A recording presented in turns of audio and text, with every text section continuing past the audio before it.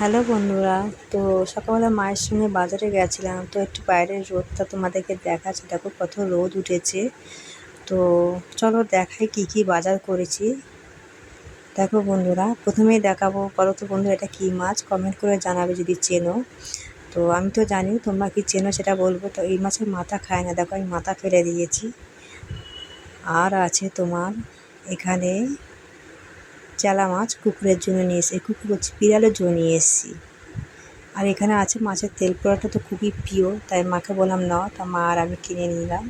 এখানে আছে বাইরে দুটো দেশি কুকুর আছে তাদের জন্য, আর আমার সুন্দরীর জন্য করা আছে বন্ধুরা। তো এখানে আছে চিকেন, কালকে ভাইকে করে দেবে মা, সেই জন্য নিয়ে এসেছি। আর আছে তোমার আট ট্যাংরা মাছ। তো চলো আজকে আট ট্যাংরার রেসিপি আমি জানি না কতদূর কী হয়, যদি দেখাতে হয় তা দেখাবো, নাহলে দেখাতে পাবো না, অন্যদিন দেখাবো। তো সবজি বাজার দেখো, এখানে মূলো শাক, শীতকাল মানেই মূলো শাক, পালং শাক, এগুলোই খাওয়া। তো দেখো এখানে বেগুন, কাঁচা লঙ্কা আর টমেটো আছে। তো বন্ধুরা চট করে কেটে কুটে আমি রান্নাটা সেরে নিই তোমাদের সঙ্গে কথা বলতে বলতে।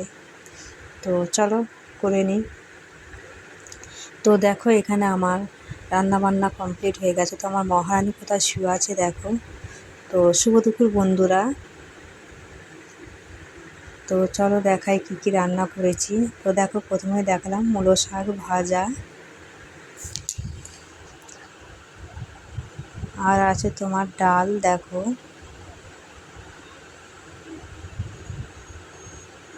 সাদা ভাত,